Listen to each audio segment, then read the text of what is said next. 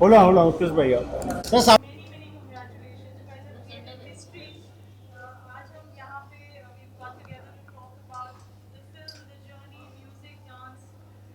Starting with you, Utkarsh. Needless to say, आपने इतनी अच्छी performance the and you created a mark. What would you like to say?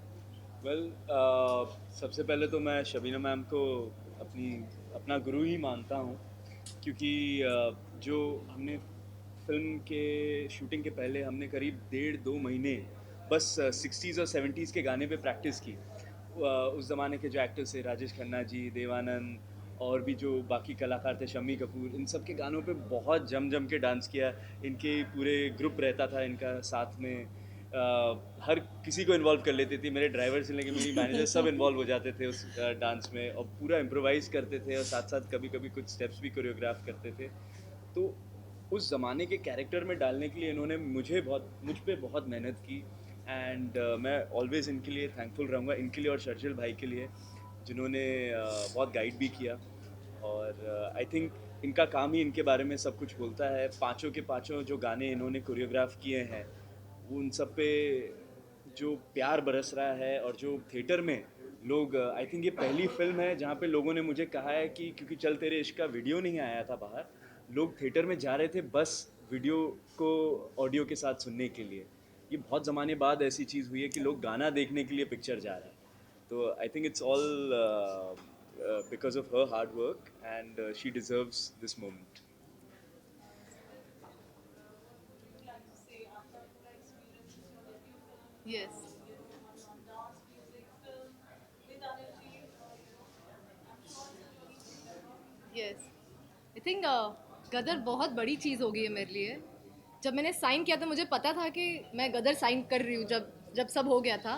But इतना मतलब ये history बन जाएगी ये मैंने सोचा नहीं था, बिकॉज इन पास्ट 20 ईयर्स मैंने किसी मूवी के लिए ऐसा क्रेज़ देखा नहीं है पर्सनली। तो आज जब मूवी रिलीज़ होगी और इतना क्रेज़ हो गया है, मुझे खुद को विश्वास ही नहीं होता है कि ये सब हो गया है। एंड एक जो सबसे बड़ा कॉम्प्लीमेंट मिला है, दैट्स फॉर द सॉन्ग। किसी ने मुझे कल ही कहा कि हमने उमराव जान देखी थी आज से बहुत साल पहले, और वो सेम चीज़ हमें इतने सालों बाद देखने मिली है। तो I think ma'am, thank you.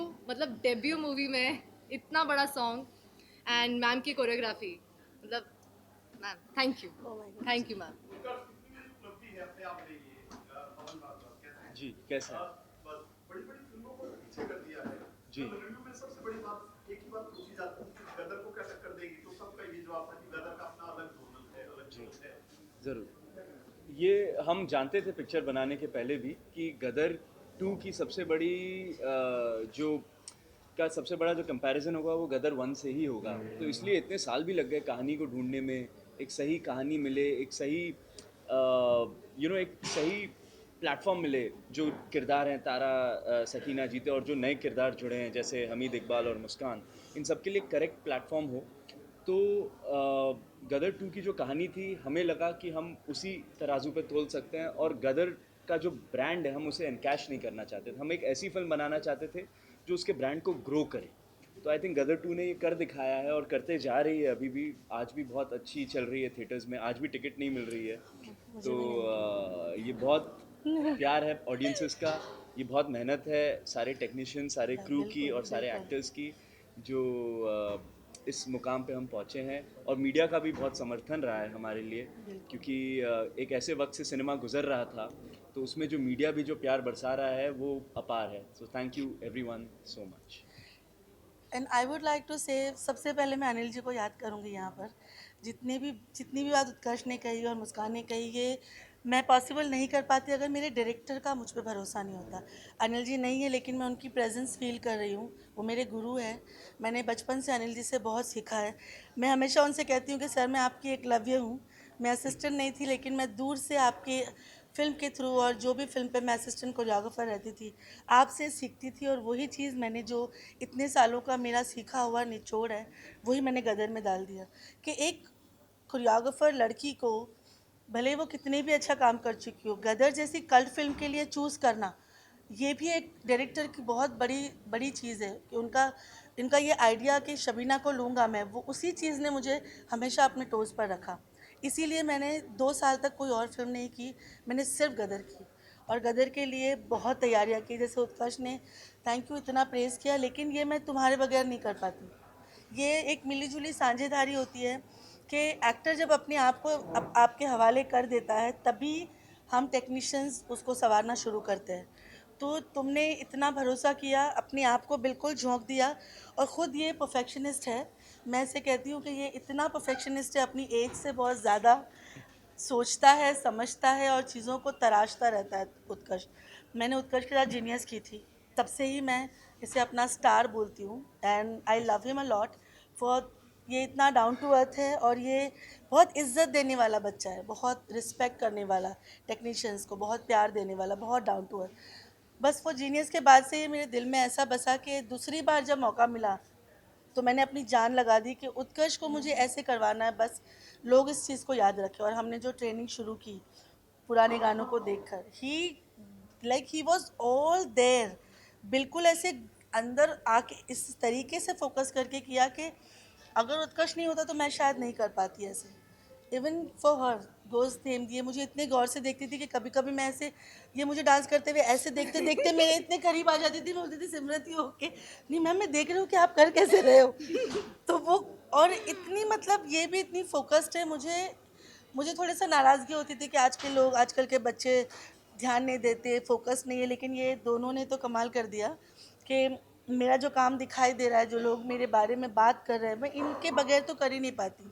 Today I am celebrating these 2 songs with both of them, both of my Darling's, because ये नहीं पर्दे पे करते उस तरीके से, उस संजीदगी के साथ जो मैं चाहती थी, तो मैं अपनी कला कैसे दिखा पाती।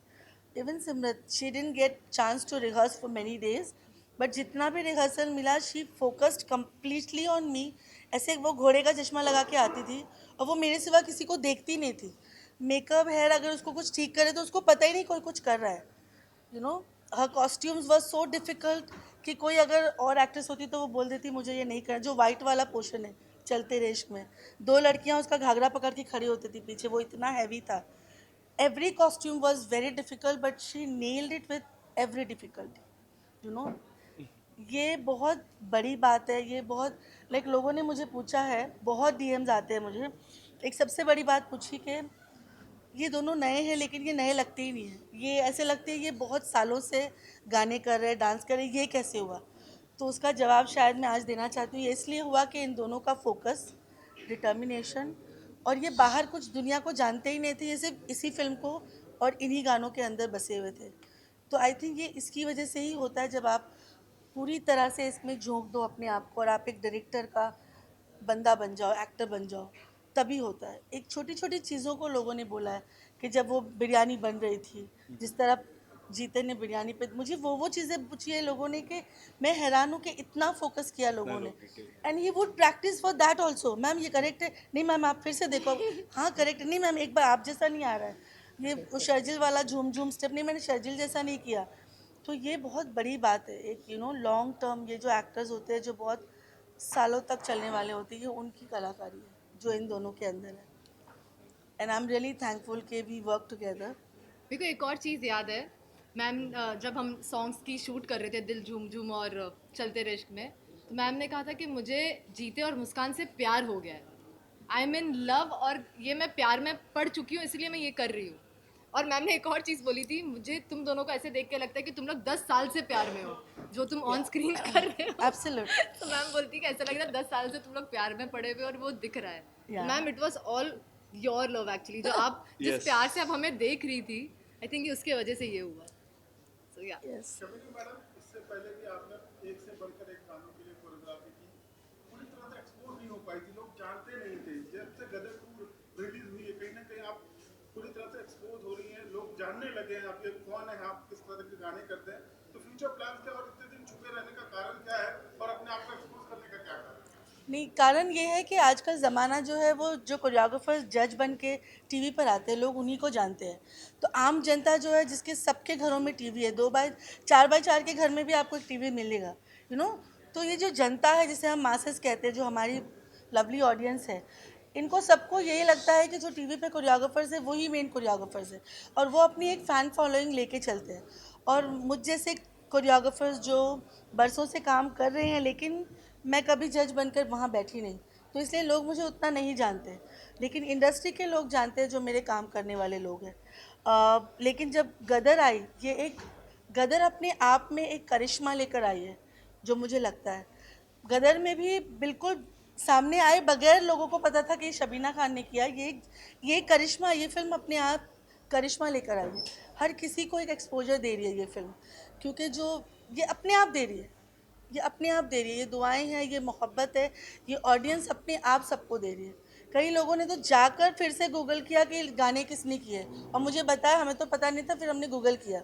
लाइक वो जो यूट्यूब पे जो यूट्यूबर्स होते हैं ना, जो गाने को जज करते हैं, they never talk about choreographers. अभी रिसेंटली जब ये दोनों गाने रिलीज हुए, I have seen couple of them going and looking for choreographer कौन है, and I felt really happy about it. तो आई थिंक गदर ये एक चेंज लेकर आई है अपने आप में, कि जो फेमस टीवी पे जो आते हैं जजेस, उनके अलावा भी देर आर कोरियोग्राफर्स, ये गदर लेकर आई है। अब आई थिंक गदर के बाद ये एक ट्रेंड चालू होगा कि लोग कोरियोग्राफर्स को और बाकी टेक्नीशियंस को वो रिस्पेक्ट देंगे, उन्हें जानने की कोशिश करेंगे। रियलिटी शोज में जिस तरह का डांस दिखाता है और फिल्मों में जिस तरह का डांस हो रहा है, जो परिवर्तन आ रहा है, उसको आप किस तरह से देखती हैं? खास कर यंग जनरेशन को क्या संदेश देना चाहेंगी जो इस फील्ड से जुड़ना चाहती है? देखो, रियलिटी शोज़ के जो डांसेस है वो शो डांस है। आप डायरेक्ट उनको देखते हो और उनकी स्टेप्स का लिरिक्स के साथ लेना देना नहीं होता, क्योंकि वो सामने बैठी हुई ऑडियंस के हिसाब से स्टेज का डांस करते हैं, जो 8 के और 16 के ब्लॉक्स होते हैं। आप देखेंगे नॉर्मली उसमें लिरिक्स का लेना देना नहीं होता, लेकिन फिल्म के जो गाने होते हैं, जहाँ तक कि मैं बहुत पसंद करती हूँ लिरिक्स के साथ जाना। अल्फाज जो कह रहे हैं उसके मतलब को निकाल के अपने कैरेक्टर के थ्रू लेके आना मुझे बहुत पसंद है, जो हमने गदर में भी किया और मैं अपनी हर फिल्म में करती आई हूँ। ये मेरी प्रैक्टिस है जो गदर में जाके फ्लॉरिश हो गई। गदर ने अपना चाम मुझ पर डाल दिया कि जो बरसों से कर रही थी आज वो खुल के सामने आ गया। बहुत डिफरेंस है टीवी के डांसेस में और फिल्म के डांस में, ज़मीन आसमान का अंतर है। मैं ये कहती हूँ कि फिल्मों में जो हमारे कलाकार करते हैं, जो इन दोनों ने किया, ये बहुत डिफ़िकल्ट है, ये अचीव करना इतना आसान नहीं है। जो झूम झूम गाना और चलते रे इश्क में जो सबसे लास्ट में रिलीज़ हुआ, आज लोग उस गानों को देखने थिएटर में जा रहे हैं, लोग जीते को देखकर पागल हो रहे हैं। कहते हैं मुझसे 2-2 घंटा हम यही गाना देख रहे होते हैं, झूम झूम, हम 2-2 घंटा चलते रे इश्क में देख रहे होते हैं। मेरे घर में, मेरे ख़ानदान में, मेरे पड़ोसी सब वॉचमैन वगैरह में उतरती हूँ तो ये गाने देख रहे हैं दोनों। ये देखिए क्या कला की बात है कि इनकी मेहनत कैसे रंग लाई है। हमारे भी इंस्टाग्राम के रील्स ये भर चुके हैं। एग्जैक्टली, ये बहुत बड़ी बात है अपने आप में तो कि ये है कि भाई अब यहाँ सराहा जा रहा है। दोनों के गाने लास्ट में रिलीज हुए, वो भी पूरे गाने यूट्यूब पे, लोग यूट्यूब पे देखकर फिर थिएटर में जा रहे हैं। मुझे आज टिकट नहीं मिली, तो ये वही चीज़ है कि audience were ready all the time to accept, we were not giving, the industry masses को भूल चुकी थी मुझे लगता है, बट वही हमारी ऑडियंस है। हम सिर्फ एक क्लास के लिए फिल्म बना रहे थे, but you know Anil ji की सारी फिल्में आप देखिए उठा के, उन्होंने हमेशा पूरी ऑडियंस के लिए फिल्म बनाई है, हमेशा। और ये गदर के साथ एक बहुत बड़ा बदलाव आया है कि I am so proud and thankful they were part of Gadar के। लोग अब ये नहीं बोल रहे कि अरे वो साउथ की फिल्में RRR वो हिट हुई थी, लोग बोल रहे गदर हिंदुस्तान की ब्लॉकबस्टर है। ये कितनी बड़ी बात है, क्योंकि अगर आप देखें तो यही किया है जो हर घर की कहानी है। वो इमोशन, वो फैमिली का, बाप का ढूंढना, वो जीते जीते पुकारना, मतलब दिल रुक जाता है जब वो अपने बेटे को ढूंढता है या बेटा बिछड़ जाता है। ये हमारे घर घर की कहानी है। हम कहीं ना कहीं भूलते जा रहे थे। हमको लगता था कि नहीं, सिनेमा पे घर मत दिखाओ, घर में तो हम करते हैं, सिनेमा में कुछ और दिखाते। बट लोगों ने ये साबित किया कि हमें वही देखना है, हमें वहीं से कनेक्ट होना है, हमें अपनी ज़मीन ही देखनी है, जो अनिल जी ने प्रूव कर दिया। यू नो, हमारे इंडस्ट्री में कई ऐसे एग्जांपल्स हैं जो कोरियोग्राफर सक्सेसफुल रहे, वो आगे चलकर डायरेक्टर बने। आपका भी क्या कुछ इस तरह से प्लान है? नहीं, मुझे अच्छी कोरियोग्राफर रहने दो हमारे पास। हमारा थोड़ा है, मतलब मैं लोगों पर को शायद लाना वो- चाहती हूँ। वो दिन शायद दूर नहीं। बट मैं यही बोलती हूँ कि में वो दिखी टेक्निक मुझे लोग बोलते आए हैं कि आप डायरेक्टर की तरह करती हो, लेकिन मैं ये बोलती हूँ कि मैं कोरियोग्राफर्स को इस जोन में लाना चाह रही हूँ। मैं एक इनिशिएटिव लेना चाह रही हूँ गदर के बाद, कि मैं कोरियोग्राफर्स को कहना चाह रही हूँ कि please come and work this way. You know, let's make good film with our directors who trust us, why we are not doing that, why we are not going towards that. मैं जितनों को कर पाऊँगी मैं definitely, क्योंकि अच्छे choreographer एक Raju Khan master जी थे जो गानों को अपने कैमरा एंगल्स के साथ इतना खूबसूरती से दर्शाते थे. आप शायद लोग जानते नहीं उनको, मैं उनको फॉलो करती थी, Raju master ji. He is the brilliant, सबसे ज़्यादा अच्छे टेक्निकली स्ट्रॉन्ग कोरियोग्राफर जो थे वो राजू खान थे.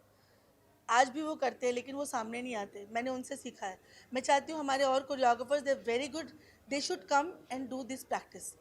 Let's enhance our profession also. तो अच्छे से कर रही हो तो करने दो मुझे अभी है.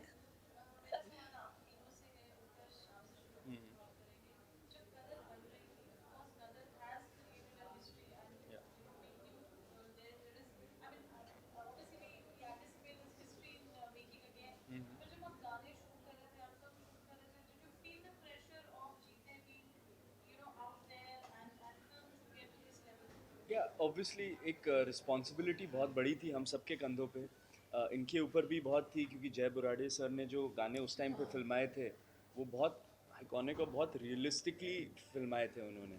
तो उनके लिए भी बहुत चैलेंज था. हर टेक्नीशियन जो जुड़ा हुआ था, हर एक्टर जो जुड़ा हुआ था, सबके लिए चैलेंज था. मेरे लिए एक अलग टाइप का था क्योंकि वो एक बचपन का किरदार था, वो बड़ा हो गया, उसको किस पक्ष में पेश करूं, उसको किस तरीके से दिखाऊं, वो क्वालिटीज़ रखनी ज़रूरी थी जो उसके बचपन की लोगों को पसंद थी. जो उसकी ज़िद थी अपने फादर के साथ, जो उसका प्यार था अपनी माँ के साथ, वो सब चीज़ें रखनी बहुत ज़रूरी थी इस कैरेक्टर में. और साथ ही साथ उसको ग्रो भी करना था. एक एज एन एक्टर चैलेंजेस पसंद होते हैं तभी हम एक्टर बनते हैं. तो उसका पूरा आर्क ही ये है कि एक वो नासमझ सा नौजवान है और फिर वो पिक्चर के एंड में जवान बन जाता है, आर्मी का जवान बन जाता है. एंड आई थिंक एक इंटरेस्टिंग कैरेक्टर मुझे मिला करने को. और एक प्रेशर का एक ऐसा सिचुएशन बताता हूँ आपको. मैं निकला गड्डी लेके कर रहे थे एंड ये एक्सक्लूसिव है हाँ, आप सबके लिए. हाँ वो ये कर रहे एक्सक्लूसिव थे. है. अब उसके पहले जो पिक्चर में हमने नहीं दिखाया, उसके पहले कुछ बाइक स्टंट कर रहे थे हम, तो उसकी रिहर्सल थी एंड स्टंटमैन से भी नहीं हो रहा था, तो मैंने कहा मैं कर लेता हूँ. एंड केबल के सहारे वो करना था. तो वो गाना शूट करने के पहले था एंड नेक्स्ट डे से गाना था. हमने उस गाने की कम से कम 10-15 दिन जम के रिहर्सल की और 4 शॉट कर चुके थे आप. हाँ. हाँ 4 4 शॉट शॉट कर चुके थे जो बिगिनिंग के शॉट्स. तो उसके बाद क्या हुआ, वो स्टंट में कुछ केबल वालों का मिस कोऑर्डिनेशन हुआ, मेरा भी कुछ हुआ और सीधा मेरी टांग टूट गई.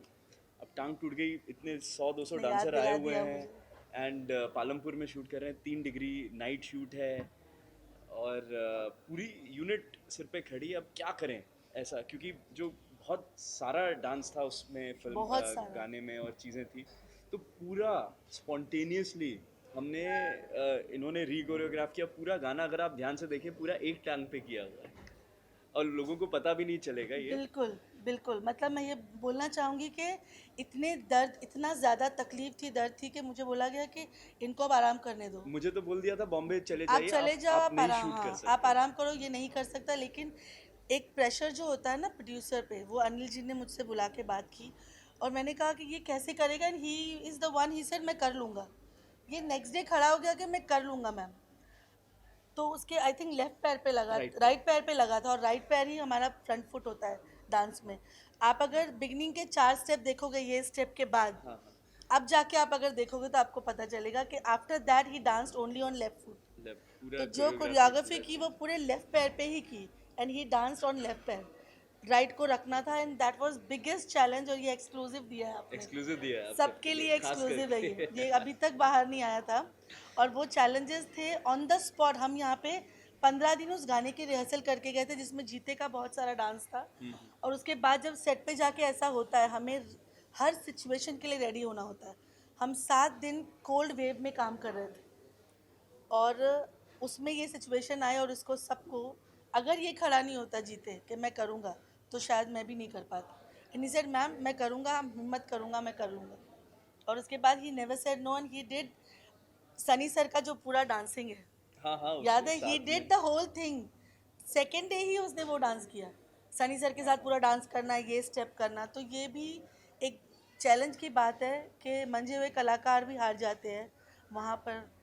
यू नो नहीं, उत्कर्ष but ने हिम्मत की। teamwork था, it's a teamwork। Team work. हम और हर सारे गाने में हमारे साथ कुछ ना हर कुछ गाने हुआ है। में कुछ ना कुछ हुआ है, लेकिन ये जो तुम प्रेशर की बात कर रहे थे, कि ये प्रेशर से ज़्यादा एक जिम्मेदारी थी, जी। यू नो कि जैसे नजीब भाई हमारे कैमरामैन वो भी बोलते थे कि मैंने पहली फिल्म भी शूट की है, लेकिन अभी मुझे बहुत सही करना है। ये ज़माना 22 साल बाद बहुत अलग दौर में है हम। फाइट मास्टर, कॉस्ट्यूम, हर किसी के ऊपर प्रेशर नहीं था, जिम्मेदारी ले रहे थे सब। एंड मुझे याद है कि हर गाने के पहले मैं 3-3 4-4 रात सो नहीं पाती थी।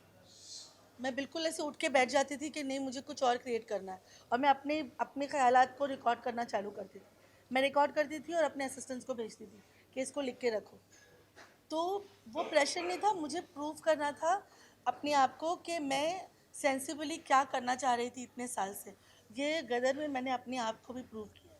और दूसरा, जय मास्टर जी, उन्होंने इतने कल्ट गाने किए, इतने खूबसूरती से पिक्चराइज किए कि लोगों के दिमाग में वो छाप बैठी हुई थी।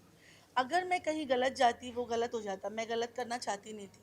मैं वैसे भी जो रिक्रिएटेड गाने होते हैं, मैं हाथ तभी लगाती हूँ उनको नॉर्मली जब मैं उसके साथ इंसाफ कर पाऊँ, वरना मुझे बहुत दुख होता है, तकलीफ़ होती है जब कोई ऐसे क्लासिक गानों को ख़राब कर देता है। और मेरे पास तो सामने ये पूरी फिल्म थी, हर एक गाना, वो ऊर्जा काले कावा हो, उसके 2 सैड वर्जन हमने किए, यू नो वो भी एक चैलेंज था जिस जगह हमने शूट किया। मतलब जीते, वो जो सैड वर्जन है जो आप लोगों ने देखा होगा, जीते अंदर छुपा हुआ है, ये जब निकल के जिस दीवार के नीचे से आ रहा है, वहाँ पे सांप थे पूरे। हाँ हाँ। याद है तुम्हें? या। कोई नहीं कर पाता, सब डर जाते थे, क्योंकि जैसे ही हम जाते थे ऊपर सांप ऐसे पूरी दीवार के अंदर सांप होते थे, और सिर्फ इसको नीचे से निकलना है, रिटेक करना, और ये अकेला उस तरफ है जो बिल्कुल खाई है। वो एरिया ऐसा था कि अकेला कोई खड़ा नहीं हो सकता। And he is there, the entire crew is outside एक बड़ी सी दीवार के इस तरफ। और मैं सोचती रहती थी कि मैं, ये अकेला है यहाँ पे, ये अकेला है, जल्दी करो जल्दी करो जल्दी करो, वो अकेला खड़ा है, जल्दी करो। और वो 1 2 3 4 के बाद उसको उस दीवार के नीचे से आना है, और वो भी ये हाथ रख के आता था। मैं इसको बोली, हाथ मत रख, उसमें सांप है। नहीं मैम, वो परफॉर्मेंस में आ रहा है, ये फील के बगैर नहीं कर सकता। बोली वो हाथ रख रहा है शर्जिल। मैं ऐसी अपने दिल को थाम के बैठी होती थी। अनिल जी बोलते थे वो कर लेगा, तू फिक्र मत कर।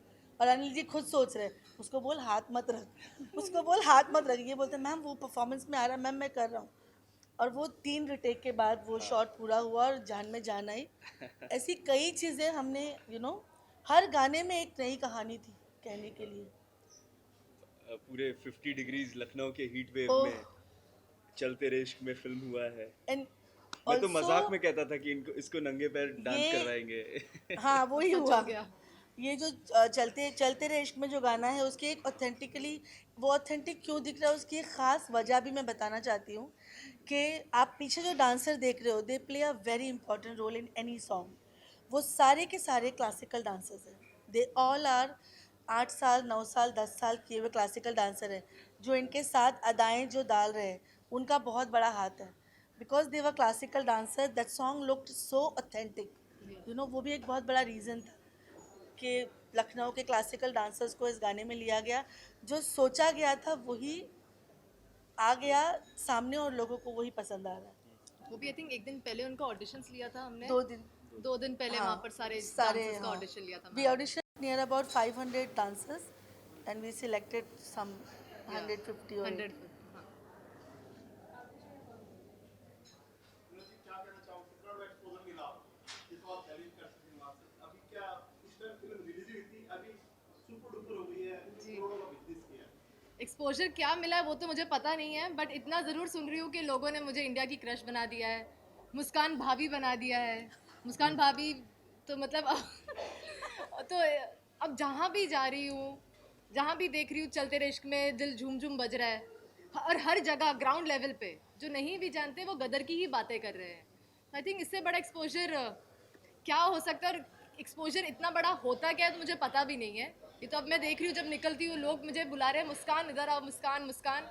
तो लग रहा है कि हाँ कुछ हो गया है, बहुत बड़ा कुछ हो गया है।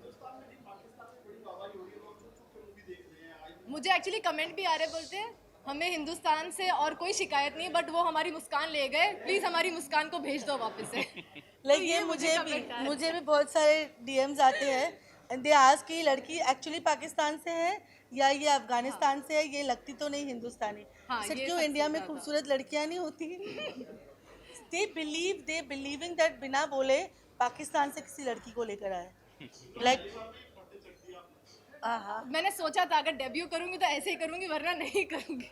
ऐसा नहीं है। आई थिंक ये बड़ों का आशीर्वाद है, और ये सब जिन्होंने मेरे पे बिलीव किया, अनिल सर, जिन्होंने, बहुत लोगों ने बोला था कि नहीं दूसरी लड़की ले लो, ये कर लो, वो कर लो, बट आई थिंक उनकी जो नज़र थी, उन्होंने जो एक पारखी भरोसा नज़र। किया मुझ पे, और वो अड़ गए थे कि नहीं लड़की तो यही लूँगा मैं। आई थिंक सबसे बड़ा क्रेडिट उनको जाता है, और मुकेश छाबड़ा सर को जाता है, जिन्होंने कास्टिंग की है मेरी। तो I think big thanks to them. और उसके बाद में सीन्स तो चलो अच्छे हो गए, बट जो मुझे मेरा मेन नाम मिल रहा है वो चलते रहे इश्क के वजह से मिल रहा है। And again Shabina ma'am, I can't thank you ever in my life, जो आपने मुझे ये सॉन्ग डेब्यू मूवी में दे दिया है। रख दो, मैं तो कह रही हूँ जो प्यार से आप बुलाना चाहो मुस्कान रख दो। अगर जनता कहती है मुस्कान रख दो तो मुस्कान रख लेंगे।